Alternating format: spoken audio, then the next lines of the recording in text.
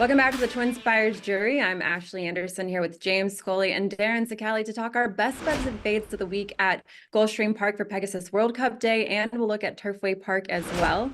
And Darin, I'll let you kick things off because you've got the Turfway race. So tell us what your best bet of the week is there. Yeah, I know there's a lot of big racing action at Gulfstream Park, but the Turfway Park, there's a horse that got my attention on Saturday night, and it comes in race number 7, which is a second level allowance going 6.5 furlongs. Number 3, Nifty, is a horse that was claimed 3 starts back by trainer Juan Cano. Been running on the dirt up at Saratoga, went to Churchill Downs, had a couple of decent races there, including a good fourth against a strong field of starter allowance. Those $32,000 starter allowance company is really tough. Then came over to Turfway last time out and got on track just a little bit too late, finishing behind Antares, who we will run against once again here. This race, I think, has a little bit more early speed signed on, and I think the extra 16th of a mile is really going to help this horse move forward. If you take a look back early in the spring last year, he had a couple of races at 6.5 where he showed a little bit more early speed and finished full of run. Now getting back to the 6.5, I think Nifty at 5-1 is an intriguing play for a horse that just kind of ran out of ground last time out. So Nifty, race number 7, Saturday night at Turfway, Ashley. All right, James, let's take it over to Gulfstream Park for the big Pegasus World Cup Day card. What's your best bet there? My best bet is number 11, Tumba Rumba, in the Fred Hooper Stakes at Gulfstream on Saturday. Tumba Rumba is a horse, a 4-year-old gelding that raced in sprints early in his career, first few races. Brian Lynch tried him in a pair of turf routes early last year. He didn't take to the turf at all, and he went back to sprints. But this summer at Ellis Park, 3 starts back in mid-August, Tumba Rumba stretched out to a mile distance in the Ellis Park Derby and ran a big race to win that race. He's come back in his last 2 in the Grade 3 Oklahoma Derby and in the Louisiana Classic at Fairgrounds, and run 2 strong races, earned triple-digit speed ratings, Brisnet speed ratings for both efforts. I love the cutback to a mile. I think this horse has turned a huge corner for Lynch in the last 3 starts, and he's moving forward as a 4-year-old presently with a strong work tab. He's got back-to-back real super fast 5 furlong works, which is an encouraging sign. And I like the outside draw with Luis Saez. So Tumba Rumba should be prominent, might not be on the lead, but will be up close in the early stages. And I'll look for him to carry his form forward in the Fred Hooper Ashley. Yeah, I like that pick, and I think Hijazi is a vulnerable 8-5 morning line favorite there. Racing at a mile, I feel like does better at those shorter distances so far, at least. Isn't proven at a mile. That's And I sure. thought it was a tough post for him because he can be inconsistent from the gate and early parts of the race, and he's going to have to work out a trip. All right, well, I'm going to go to race 4 earlier on the card, and I'm going to back a long shot in number 1 Beechnut Trophy at 12-1. This is a 1 mile and 70-yard handicap for fillies and mares. And Beechnut Trophy is a 5-year-old mare who's over 3 in stakes for her career, but she's been racing on turf. She had 9 previous turf starts before she switched back to all weather.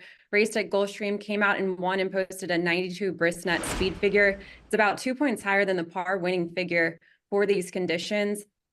If you look at her workouts as well, super sharp workouts for Saffie Joseph, and he's a 20% winner at Gulfstream. He's also a 22% winner with horses that won their last race. And Jose Ortiz is retaining the mount, doing really well at Gulfstream as well. I also like the other Saffie Joseph runner, Candy Light, but it's Candy Light's first start with Joseph since transferring to his barn. And I think the workouts of Beechnut Trophy are promising at that price. I'm going to go for the long shot here. And I think both of those Saffie Joseph runners can beat the morning line favorite here for Riley Mott. Do y'all like Riley Mott's horse? I mean, I know it's 9-5 on the morning line, but I'm looking for a price somewhere on this card. Yeah. Yeah, if she runs back to the last 2, she's obviously going to be very tough. I think this field is probably tougher. On these big days of racing, if you've got horses that have been racing at the track, they usually start to encounter fields on a day like this that attract some better stock, because trainers that are shipping in for the grade 1 and grade 2 races sometimes send a couple of horses along for some of these other races on the card. And these races come up a bit tougher. Like, for example, Messidor is probably a much better filly and mare than anything that Sand Sea has run against in the last couple of races. So if she's a synthetic freak, it makes her awfully difficult. But I don't blame you for taking a shot, and you certainly have the right connections to do that, Ashley. All right, let's talk the horses. We're fading at a short price. James, who do you have? Number 9, Mary Quite Contrary at 2-1 morning line odds, and the inside information at Gulfstream is my best fade of the week. You know, this 5-year-old mare was in outstanding form last year when she won this the inside information. That, I think, marked her first graded stakes win, but she'd won 4 consecutive races prior to that. And one thing about those efforts were they were, you know, relatively fast efforts, you know, got good speed ratings in them and ran, you know, beat some decent horses. This year, she came back from a freshening. Her last start was this summer, 2 back, and came back from a freshening last time in that Rampart. And I thought she faced the soft field folks, and I thought that it was a really workmanlike performance. She got a 90 Bristnet speed rating, big drop from the number she earned last year. And I just question whether she's as sharp as she was last year when she won the inside information. So I'm going to try to beat Mary Quite Contrary in that title defense, Darin.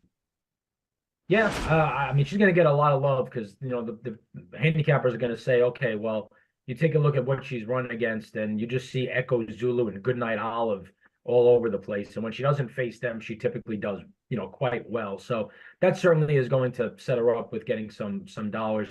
I think the fillies that are coming and the mares that are coming out of the Sugar Swirl will definitely have a chance to upend her here. It's going to come down the trip. There's a lot of speed signed on. It's going to come out to which horse gets their engine rolling and gets clear sailing around that far turn. But I don't think she's a shoo-in by any stretch. Yeah, I'm looking at actually, there's a couple of horses I like. One of them's a Saffy Joseph runner, Intrepid Daydream.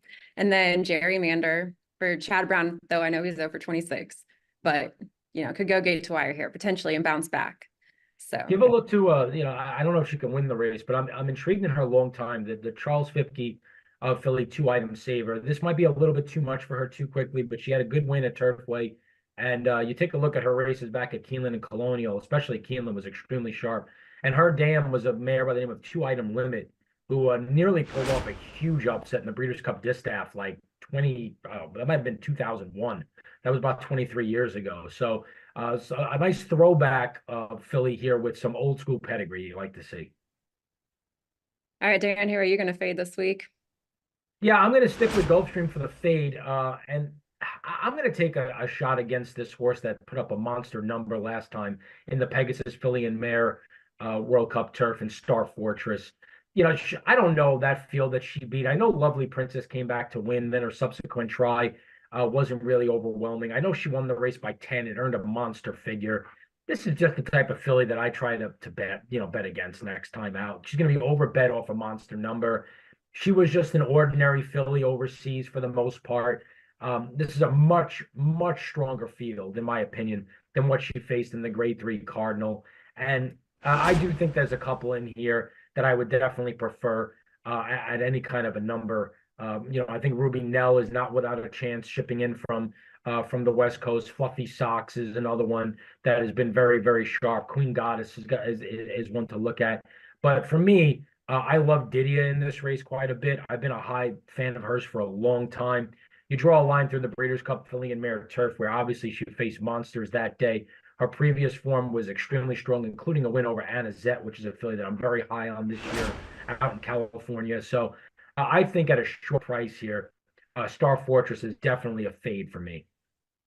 I agree with Darin's fade there, and I, you know, Lovely Princess was in that field. I don't think she fired at all that day. You know, I'm gonna need, like, if Star Fortress had something in her past that would indicate that that was a realistic race to rely upon, I might be willing to buy it. But I agree with Darin. I think she's facing tougher competition in this spot, potentially vulnerable off the 2-month freshening, Ashley. Yeah, I still like Star Fortress, but the horses you named, Darin, are all runners that I think can win this as well. Didia especially, and even Fluffy Socks potentially rebounding. So we'll see what happens with that one. I'm still gonna probably stick with Star Fortress, but it is one of us is going to be US start there. Race, I guess. Yeah. Well, I might be taking a controversial stance with my fade, and I don't think you're going to like this one, James, but I'm fading number 7 National Treasure at 9-5 in the big race, the Pegasus World Cup. And, you know, I know he's going to be a hot pick here, 4-year-old coming into this race, but he was 1 for 7 last year. His only win was that Preakness win going gate to wire. And I understand he has some bullet workouts heading into this. He's got Flavian Prat aboard, but even with that, no second to Cody's Wish in the Breeders' Cup Dirt Mile. I know that's a big thing that people are looking at here. I don't like the price. 9-5 with this field. I think it's a very loaded field. I actually like First Mission a little bit better looking at other 4-year-olds. And, also has some really sharp workouts. Luis Saez aboard. But I'm going to take a shot with an 8-1 horse here and Skippy Longstocking, like his form, like his performance at the distance, and 3 straight triple-digit Bristnet speed figures. So I see other runners that I think can come in here, and looking at, the inconsistencies with National Treasure last year, he's also 0-2 at the distance and didn't even finish in the money in those 2 tries at 1 1/8 of a mile. So I know you don't like it, James. Yeah, well, hey, I don't blame you though. I mean, he's the 9-5 morning line favorite. I don't have any problem with somebody trying to beat a favorite, especially if they've got good reasons. So. I don't like him at all. And the reason I don't like him at all is because he's not getting the lead. I think he's controlling the pace. No, I disagree. I think I disagree. I thought there was speed in that dirt mile. Listen, National Treasure is a horse with bad class. He reminds me just like White Abario. He was a horse that ran a big race early in his career, but he wasn't a finished product at all. I think that race last fall signals he is, and that's the great thing about it is we're going to find out on Saturday. $10 Derby bet. Who makes the front? Hoist the Gold or National Treasure? Ah. I don't think John Velasquez is going to allow this horse to go to the lead. If you take a look back in his history, that's how you beat this horse. If he doesn't make the front, he's no good. It's just not. He is a need the lead type. He has never shown an ability to rate off of and pass horses in the stretch, and I don't think he's going to be able to do it. I think he'll be up close at least. I mean, he will be up close. I mean, he's not going to be rating like a length back of Hoist. I don't think Hoist the Gold's that quick to begin with. And secondly, I just think, I can look at his work pattern. I went back last spring. I mean, he really turned a corner just in his morning works to me before that Breeders' Cup, and he ran to those works in that races. So I'm encouraged by how he's training, but the pace is part of it because I'm a little bit dubious of Hoist the Gold. I'm not going to wager with you there because that's the only chance, but I'm a little dubious, so we'll see how it shakes out. It's going to be tough. I'm looking at these E1 and E2 ratings for Hoist the Gold and National Treasure. I mean, National Treasure had a 123 E2 last race, but Hoist the Gold's got those triple-digit E1 and E2 figures too. I mean, it is going to be a battle coming out the gate. But Darin, I know you like Hoist the Gold, but are you concerned with that stretch out in distance? Seeing as he's been racing at a mile. Not at Gulfstream. I'm not at Gulfstream. Okay. Gulfstream mile and 1/8 races play closer to a mile than they do anything else. It's a very speed favoring track. It's a very short stretch. By the time they hit the top of the stretch, there's just a little bit more than a furlong to go. It's one of the shortest stretches in the country. If the race was someplace else, I would say yes. At Gulfstream, doesn't bother me. He's going to need that speed favoring track like he got on Cigar Mile Day, Darin. So he might, but Gulfstream Park is known to be speed favoring on days like this. Very contentious debate here about the Pegasus World Cup. I'm just happy I'm sitting on a horse that's 12-1 versus 9-5. I know, here I am. Yeah, I've been in this position before. All right, I think we spent a lot of time on our fade this week, but Darin, before we move on, what promos do we have going on at TwinSpires? Yeah, so obviously with the Pegasus coming up this weekend, we wanted to incorporate that into our money back offer. So we're not going to just put the Pegasus in there. The winter money back, which is a $10 money back offer, it features 6 races on Saturday at Gulfstream Park. All the big races 8 through 13. We're going to get them all in there for you. So that starts with the Grade 3 McKnight, goes all the way through the Pegasus World Cup, 6 consecutive races to get involved. And that's an automated money back. So within minutes after the race is official, if your horse runs second or third in an eligible race, you're going to have that money back in your account and get ready to reload and fire again. So be sure to take part in that. We also have our 20 times points Bayou Bluegrass wrapping up the next couple of weekends between Fairgrounds and Turfway Park. So be sure to be included in that as well, Ashley. Sounds good. And we'll stick with you. Tell us what else you're watching for this weekend. Yeah, at Gulfstream Park, race number 2, there's a 3-year-old maiden special weight that's got some really interesting runners in there. And I'll highlight a couple of them. I'll start with the horse that's got a lot of buzz on social media, and it came off of a workout back on January the 3rd and January the 19th in Victory Avenue. This is the Mage Connections, Gustavo Delgado, Ramiro Restrepo's group as the owner, a son of Arrogate that cost $375,000 at a 2-year-old in training sale last year. The workout, extremely strong. An interesting note is that Gustavo Delgado was on record talking about this horse just today in an article, saying that he has a world of talent and basically a head full of chaos. So essentially, he is not the person that, or the horse that minds his manners the best. And mentally, they do have concerns on a big day with a big crowd, how that's going to impact him. But they are extremely hopeful of his talent and ability. So he's one in there. And then the other one I'll mention, the Bill Mott trainee, the first-time starter. Can you get a better pedigree than this? By Tappet, out of Close Hatches, a $2.7 million multiple grade 1 winning mare, including the cotillion and the personal ends and stakes. And in fact, a horse that ran second to Beholder in the Breeders' Cup Distaff as well as a 3-year-old. So that's number 2, battened down, debuting for Judd Mott. You get the feeling, James, that this race is going to produce a couple of horses that are going to be heard from at some point. Yeah, Pletcher has 2 in there, and definitely Speakeasy is going to take some money based on his works. He gets Irad. His other one, Corporate Power, 600,000. The other one is My True Color, $600,000.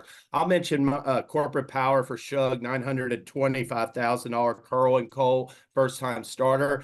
And number 8, Big City. He exits a troubled runner-up effort to Born Noble, who's a big buzz horse, hot horse for Pletcher, going to be running in a 3-year-old stake, perhaps either that or Allowance Next Hal. Had a troubled trip on the rail, really ran a good second that day. I think it's a dynamite race and looks like a 2-year-old main race at Saratoga on a Saturday, Darin. Yep. My what else will involve the Pegasus World Cup Turf. Really excited to see integration. We talked a lot about him on this show, but really been just captivated by this Colts turn of foot and his maiden win, the Virginia Derby and the Hill Prince. Excited to see him make his first grade 1 appearance on Saturday. And just the ceiling he has in the U.S. Turf Division in 2024 is very, very high. I think he's going to keep moving forward for Shug McGahee, so I'm looking forward to seeing that. Ashley, what do you have for us? What else? I got a feeling it's going to be something I don't like. So go ahead. Oddly enough, it's also the Pegasus World Cup Turf, and I want to mention Warm Heart making her final career start, 9 to 5 morning line favorite, facing the boys. She just did that in the Hong Kong Vase and finished 3rd, and then was beaten a next second to Inspiral. I never know which one to say, but in the Breeders' Cup Filly and Mare Turf in her lone U.S. start. So I don't know if I like her in the cutback and distance here. She does her best work, I think, at 1.25 miles, 1.5 miles. But kind of a feel-good story, too, that, got this filly that's going to have her swan song in this race and then trying to beat the boys this time. But I also think Main Event is a long shot if you're looking for a price in this race. An early pace setter who just won the Fort Lauderdale at Gulfstream on December 30th. And George Weaver's winning at a 30% clip right now at Gulfstream. So a couple of other interesting horses, but I understand James' integration, certainly the turf runner to watch going forward. I do think it's great, though, that Warm Heart, Aidan O'Brien and Kumar, they're not afraid to ship their horses to any big race anywhere in the world. So I think it's pretty cool that she's coming back after that strong effort in Hong Kong to run in this race at Gulfstream Park. I'll mention a long shot in there as well. Kingbacks, our colleague Vance Hansen's a fan of his, had second in the Fort Lauderdale last time. I think he has upside off that effort, and he's 15 to 1 on the morning line. I was really fascinated by the fact that, Warm Heart, maybe they just want to get her in full pretty quick after this, but I thought this was a very interesting choice for her last career start. You would think maybe something like the Dubai Duty Free or the Dubai Shima Classic at the end of March at 1.5 miles would really have kind of fit her profile a little bit better. So, I mean, and again, it could be that they want to get her in full pretty quick in the spring. That's entirely possible. But the fact that they're shipping her here for this race off the Hong Kong race, I thought it was a really fascinating entry that this is where she's going to wrap up her career. Yeah, you're right, though. They could have bred her and then raced her in Dubai. So, I mean, I wonder what their decision-making process was. Sorry to interrupt you, Ashley. I don't know. Yeah, it is an interesting spot. So I don't know, maybe she'll get that win, but I do think it's kind of a tough one for her to go out at 1 1/8 of a mile. That's the key. The 1.125 on a track like Gulfstream that has some really tight turns since they added that synthetic surface, where now you don't run these races out on those extended rails way out. They're going to be down probably on the inside. And a European horse that's typically going 1.25 miles, 1.5 miles on big undulating courses, cutting back to 1.125 miles around tight American turns, it's a tough assignment. Yeah, well, I feel like this jury had a lot more debate than than Oh, it normal. should be. This Pegasus World Cup turf and the Pegasus World Cup really has us going. But yeah, it's going to be an exciting weekend. Head to TwinSpires.com or the TwinSpires app for all those promos, and we'll be back next Thursday with more best bets and fades, and hopefully a lot more debate too.